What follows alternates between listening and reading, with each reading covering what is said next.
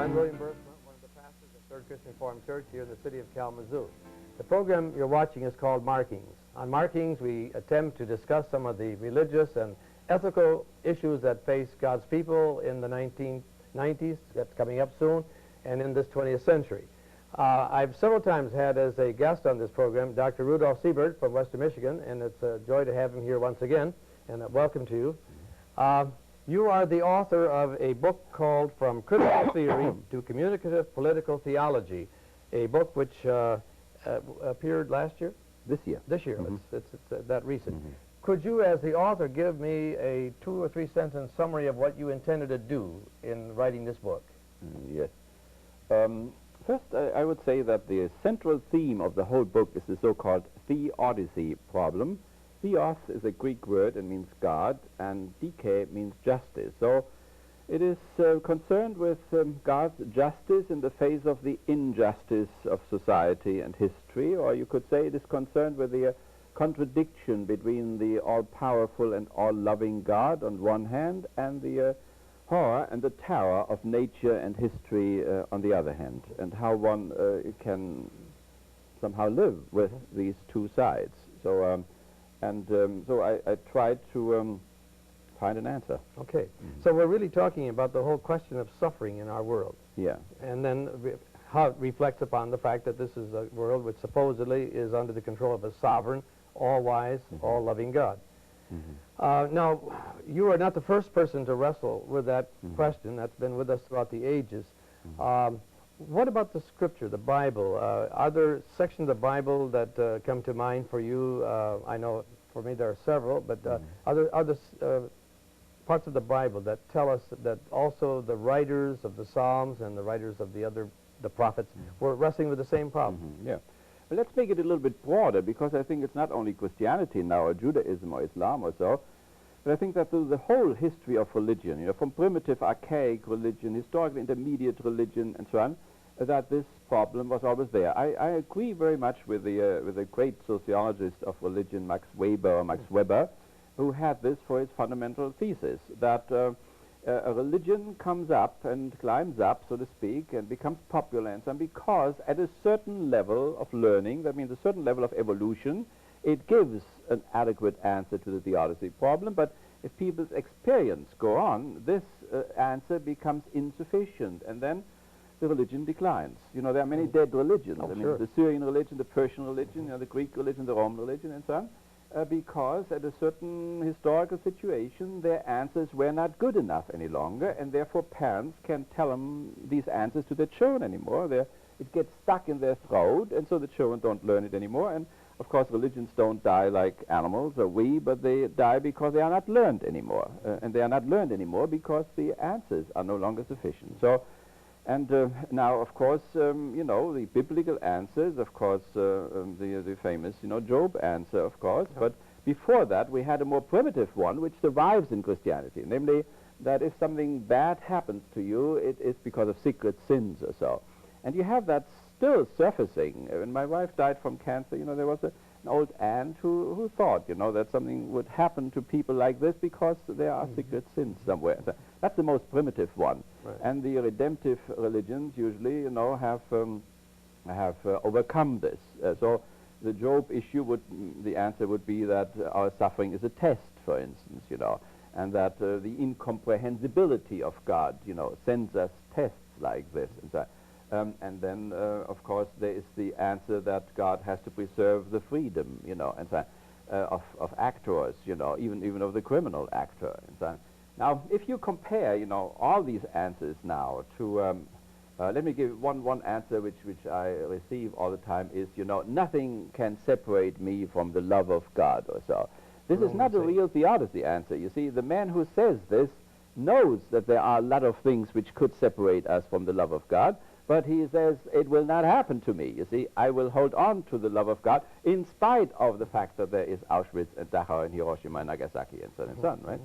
So, but if you say today, you know, that the people in Auschwitz died because of secret sins, then you know that such an answer is absurd, you know. Even if these people had secret sins, you know, the disproportion between whatever they could have sinned, the rich had all gone already, and the cruel gassing with gas from the Volkswagen engine and so on is out of proportion, you see. Or if you say, let's see, Hiroshima was a test. I mean, a test for what? I mean, for the weapons engineers, but not for the people who were the victims, you know. The little children who were sitting down there and take their breakfast out at 8 o'clock in the morning when suddenly this thing exploded on a parachute, you see. So obviously the answers have become insufficient, and that constitutes the present crisis of religion, I think, of all of them. Let's go back a moment to Job. Job is really confronted with the problem in a very personal way. He has great prosperity at the beginning. He has a wife and children and camels and oxen, and he loses it all. One by one the messengers come. And then he also becomes ill, and then he finally sits on a dung heap and is in a sense taunted by the devil. As a matter of fact, I think Archibald MacLeish, the former Librarian of Congress, wrote a play called J.B., and he has a couplet which I've always found unforgettable, in that he has the devil saying to Job, if God is good, he is not God.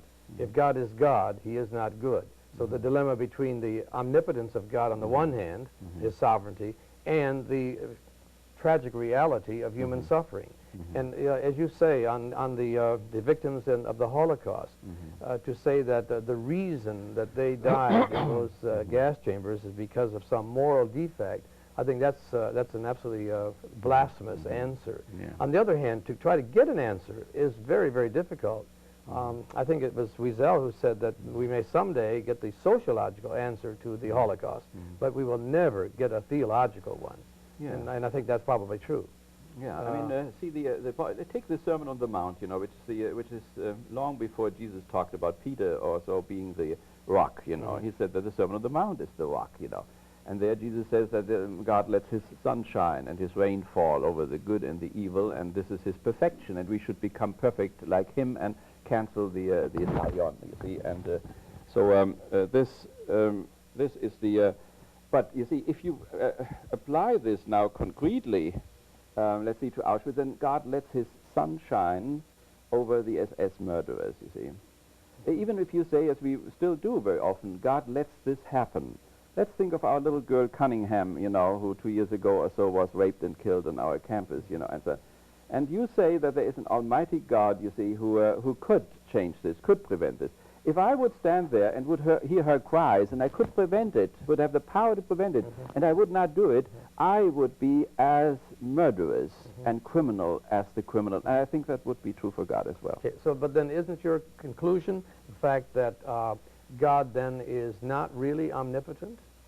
Then MacLeish is right, isn't he, on that point? If he is able to do something about that, then he is derelict in his duty.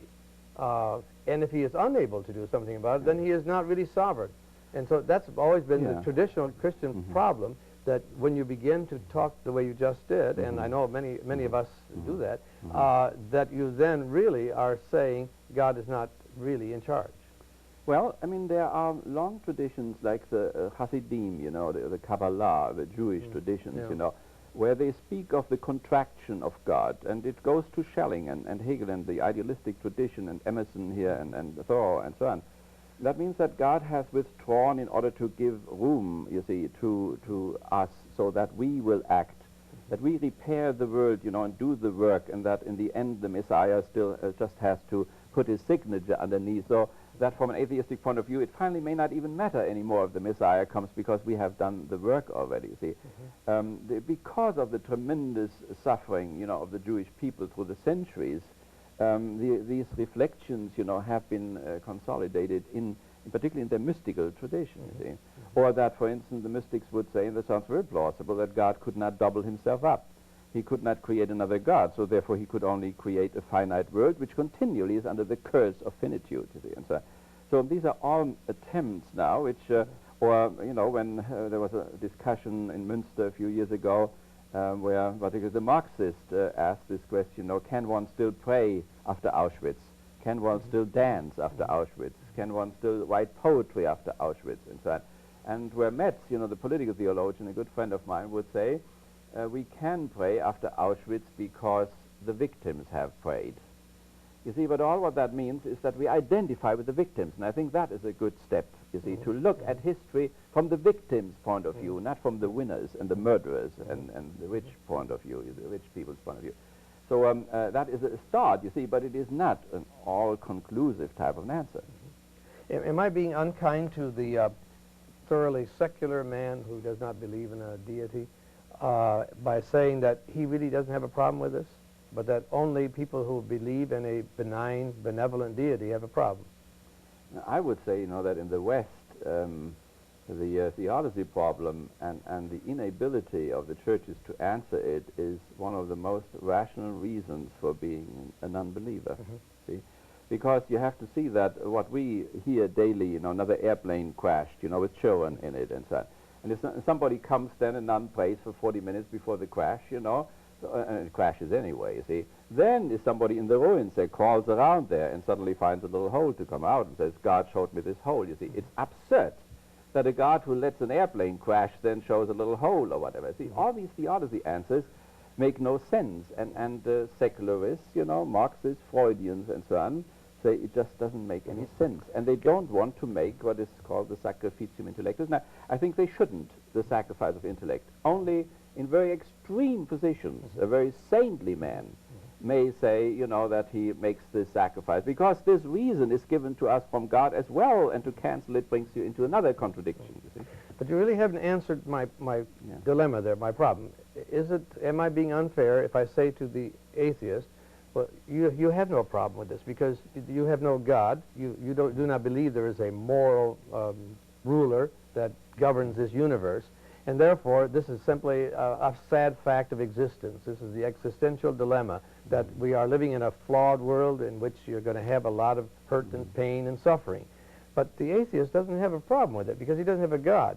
It's the Christian who has the problem. The Christian who says, I believe in a God who watches even the fall of a sparrow, and if he does that for the sparrow, he will watch over my destiny. And it seems to me that's where the question really comes, to the people who believe in a God, in a deity. Yeah, but you see, historically it has happened that way, that this idea of providence, you know, that providence provides for the little lily in the fields and the sparrows. I see a lot of sparrows which have been driven over by cars when I walk every day to the university, and every time I say, you know, what kind of disaster again, you see. And so, but see, the atheists in the West, if they are bourgeois enlighteners, you know, or like Voltaire, or agnostics, you know, or the socialistic enlighteners, that is a response to this experience, right? You would do an injustice to them because they have become that way because the churches did not give an adequate answer, or because the Sermon on the Mount appeared utterly naive to them, and they could not carry through to what some people call today a second naivete, you know, in terms of the Sermon on the Mount. Yes, one would do an injustice to those atheists because they became atheists, you see, because it is not only the immediate suffering which we see every day, you know, the Armenian earthquake and then the airplanes and so on. You have to think that this is going on since 8 million years, you know. But this is definitely the greatest challenge, you see, which any believer or believing community has to weather. Well, in your book, I think one of the strengths of the book is the very personal narrative concerning your wife and her terminal illness and the way that was handled. And I was particularly struck by the fact that Psalm 73 meant quite a bit. You quoted in the version of Berrigan, I guess. Yeah. And that, of course, is a classic example of a man wrestling with the whole question of why do the wicked seem to prosper, they're sleek and fat, and why do I go in mourning and why am I oppressed all the day long? And then finally the answer he gives is, until I went into the temple. And that apparently at that point he felt that there was some revelation that when he came into the temple, that some revelation which helped him to cope with that. Do you, as a result of going through this loss with your wife and suffering and seeing her suffer, do you have any lesson that you've learned that you could share with us about that very personal thing? Yeah. Well, first of all, you see there are things in our existence which cannot be discussed adequately discursively, you know, be it in a scientific or in a philosophical sense. Therefore, there is a need, you know, for stories, for narratives, particularly when these final experiences come up, which no concept seems to reach any longer. Now, I would say that one thing is honesty, you see. If we, like the Sermon on the Mount says, we knock, and nothing opens, we must say we knocked and nothing opens, you see. And one may have experiences which are totally opposite of what the Sermon on the Mount promises. And I think we owe it to the humanists and to atheists and so on that we are at least as honest as they are, you see. So what one comes to is then a certain, what is called with a strange word, which we also had in our language, but since the Depression it has been repressed, the word dialectics. It is contradictory. Some theologians like Barth would call it the paradox, the paradoxy. Yeah. But I prefer dialectics. That means that one, and the mystics have long had this, that one has this double experience, and one has to express both sides of it, you see. That one is not helped, that God is not there, that God is absent, and so on. But one knows if one would let it stand there, that would not be the total truth, because there was a lot, which my wife and I had to be grateful for, and have been and are grateful. I am grateful for. And so it is. If one would simply talk about the absence of God, it would not be the whole truth. On the other hand, if one would speak about the presence of God, as believers very often do, and would not add to it this absence, my God, why have you forsaken me? The horrible doubt which overcame Jesus, on the cross. And so I think one has to see these both sides, and this is, I think, the result, that one is honest on both sides. Maybe sometimes the atheist is not honest, when he has moments in which he is in harmony, in which he feels well and everything seems to be all right. And on the other hand, the believer is dishonest when he wants to repress, evil, contradictory, senseless type of things. I can really relate to your feelings on that, like that airplane crash. I'm always uncomfortable when they interview survivors who then attribute their salvation to a unique intervention of God. And then I think, well, what about those others who didn't? The 111 who were not. And I always find that to be a bit too glib. And I like your concept about, on one aspect, he is absent, and another way, he is present. And we should be honest about what we experience. And I should not say he is present when when people have prayed. All people prayed, for my wife's recovery from cancer, and the cool thing went on all the time, you see. And then you have to say it's nothing there, you see. But in other occasions, you may have a different experience. So, I mean, honesty is the key word. You quote people that I have never heard of, and that's understandable. That's in your field. I'm assuming you may have heard of Dorothy Sayers, but you may not be completely aware of who she was. Okay. Dorothy Sayers was an English woman who wrote a lot of detective stories, but she also did some religious writing. And in fact, The Man Who Was Born to Be King is one. And in her theological reflections, Dorothy Sayers addresses the problem of suffering and says that at least this much must be said of God, that he did not exempt himself from it, and this is now the Christian religion, when he sent his son, when he became incarnate and dwelt among us, and took upon himself our suffering, and so he did not evade that, so that God didn't just do like the Greek gods in Olympian detachment, sitting up on the mountain looking down at the mortals. And that the Christian faith, the Christian faith says that God is with us in our suffering, and like Psalm 23, that when we go through the valley, we do not go alone, that he is with us. Let me tell you a story. I was in Haifa, recently, and I gave a talk, in the philosophy department of the university there, and the title was a very problematic one for me as an ex-German and so on. It was that the victims had turned into murderers, but I got something to eat later on anyhow, and I admired the plurality of positions on the spectrum in Israel and so on.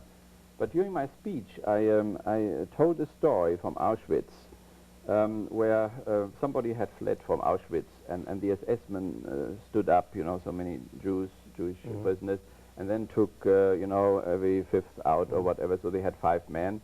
4 of them were older, and 1 was a little boy. Oh, yes, I know so that. they hanged them up there, and so they had to stand there, the Jewish people, and had to look how they were hanged. And the little one had a hard time, because his neck didn't break. Right, And so, yeah. so then somebody asked in the back, the rabbi in front, where is God? You see, and the rabbi, nothing, And he asked after a few minutes, and this guy is still, get blue and blue, and they said, where is God? And finally, the third time, then the rabbi turned around and whispered, there is God. And you know, right away the audience, the professors and so on, came up and said, this is a Christian story. And it is indeed a Christian story, Yeah. you see. Yeah. Yeah. And connected with this, I mean, the Auschwitz experience, one cannot come from outside, but experiences which came from inside, we should very much listen to, you see, where the rabbis in Auschwitz did put God on trial for the horror, you know, and after 3 days of trial, they sentenced him. He was guilty.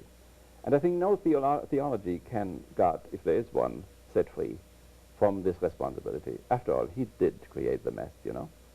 And then, of course, after another 3 days, after they had sentenced God, they went back, you know, to pray to him, you see. Well, many did not go back to pray, but others did. Yeah. So. That's these stories from that tradition are always very touching and are pretty well on target, describing the dilemma, the problem. Your theme there, repeat it for me, would you? About the victims, the murderers become the victims, or the other way around? Yeah, that was the theme, you know, that the victims had become murdered. I could say this because I was in the Catholic youth movement in Germany during the Nazi time, and this movement did what they could, you know, to rescue Jews in Frankfurt on the west side and so on. So I had a good record, and when I came as a prisoner of war here, I was set free here to study and go back and democratize Germany because of this experience. So I think I think that from the basis of the Sermon on the Mount, a Christian must always be on the side of the victim, and it does not matter who the victim is. In Germany, the Jews were the victim, and one had to be on their side. In Israel now, in the southern part where I went to, the Palestinians are the victims, without doubt. And so one has to be on their side. And I think that my audience respected this. Well, that's also the theme of the Song of Mary, the Magnificat, is that God is on the side of the poor. The rich he has sent empty away, and the poor he has filled with good things. He takes the powerful from their throne and sends the rich away with empty hands. Yes. But you know, we talked now about this problem, and I knew full well that we were not going to be able to solve the problem of human suffering. But is there any answer other than, say, the dialectical one, say, well, on the one hand, God is with us in our suffering, and on the other hand, it's true he's absent. He doesn't always answer our prayers. Some people do die in airplane crashes. Millions die in the Holocaust. Is there any answer that we can give as, say, people of faith who look upon life as not simply secular? Yeah. I mean, this is, of course, important, you know, that you say people of faith, because you have a tremendous secularization process going on, and not only in the Soviet Union, but here as well. Of course. Where people, you know, simply cancel this problem and just use science to deal with this and live as long as they can and so on. Or, you know, like Gorbachev would say, he said, this could have been avoided, you know. Whenever some catastrophe happens, he said, this could have been avoided, you know. And then when you say, why hasn't it been avoided? Well, there's a little mistake was done, you know. Some social engineering was missing, or other engineering or so, you see. Now, okay, so we have to appreciate this, but you see, the secular man pays a high price, namely the price of meaning, you see. No modern science can create meaning as such, you see. And the decline of the resource of meaning in our society is almost as dramatic as the resource of air or water and so on. We don't think of it because it's not so tangible, you see. So, and of course, if you have no meaning, then you need drugs, you know. And you can see from the tonnage of the drugs to what extent people are bored, you see. If you have no meaning, you're bored. I mean, you're bored, you need drugs. So you can go the other way around and show from the tonnage of drugs how much the resource of meaning has been diminished, you see. And secular man has to deal with this, you know. Religion was originally the source of meaning. God is the name for the where from and the where to and the center. And so the where to is the source of meaning if one doesn't know where to anymore. So it's not easy to be a secular man, entirely secular. Now, as far as religion is concerned, you see, I think one thing religious people have to know, that is, they must not take things, this question lightly. And now today, I know many honest priests and ministers who simply have decided not to say anything. But, you know, a religious person is supposed to confess and to give witness, and to say nothing can be done for some time, not forever. We have to say something, right? But if, as we search for the answers, you know, and that we, now, honest in that sense that we do not repeat obsolete answers any longer. First, we can save a lot of time, And we can also save other people a lot of anger, because they get very angry when we come with the same thing and say, you know, God has to preserve the freedom of this criminal. That brings God down under the level of a banana republic, you know, which at least tries to prevent the murderer from murdering innocent victims, you know. And then they forget always the victim, of course, on the other side, who cries, Adonai, Adonai, you see, and there is no answer and so on. So I would say that one should have, first of all, a negative theodicy, and that means not to give the obsolete and obviously now false answers, because with every false answer you only push the religion, whatever it is now, Islam or Christianity, deeper into the crisis, you know. So I think, like we speak today of negative ethics or negative theology, it is better to have a negative theodicy and say, this answer does not go any longer, in the hope that as you remove the impossible answers, that maybe a new one will dawn. All right, grant for a moment that some of the answers traditionally fail us today. Do you have anything that we can cling to say, now, this does give meaning to human suffering? Is there anything at all, or does it remain absolutely Let me say, dark? Metz's idea, you know, we can go on praying after Auschwitz because the victims prayed. This identification with the victim, this solidarity with the victims who have been slaughtered and never had their day in court, you see, is a first step. The second step is then, if one can make this leap, and I think it is a leap, an assertion, you see, that which you could say, you know, in terms of the Exodus and in terms of the resurrection, that there is a rescuing reality, that you can remember the victims as slaughtered as well as rescued, if this is what you can make plausible to yourself and to others, and to the victims particularly. Well, thank you very much for a very perceptive analysis of the problem. It's always a challenge to talk with you and get your answers and insights. And we, of course, don't have the final answer. And as I said, we, as people of faith, we ultimately are going to have to find it in that area as well. Well, we said something. Yeah. It was not entirely nothing. That's true. Yes. And I hope to have you on the program again in the future. Very good. And friends, we invite you to tune in again next week for another program of Markings. It's been good to have been with you.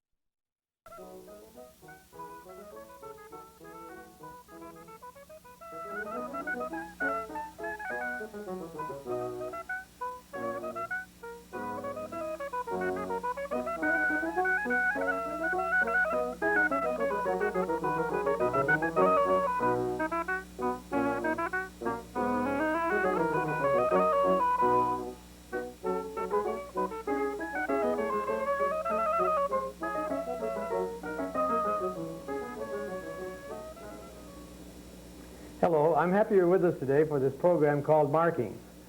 I'm one of the pastors of Third Christian Reformed Church, and my name is William Buursma.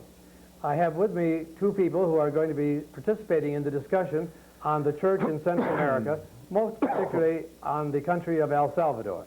I'd like you to introduce yourselves, friends. Bob, would you be the first? Father Bob Morlino from the Diocese of Kalamazoo. My name is Siebert, and I'm professor for religion and society at Western Michigan University. Rudy, you have some interest in Latin Central America. There are some very traumatic changes taking place there, lots of difficulty. What would you say is the main problem as far as that tormented country is concerned? What is the division about? Well, this is a very heavy question, of course. Right. Yes, but there is, of course, a civil war going on since 10 years now. And 10 years ago, Archbishop Romero was killed, and in between, the 4 church women were killed, now the Jesuits were killed. So it is fundamentally a struggle between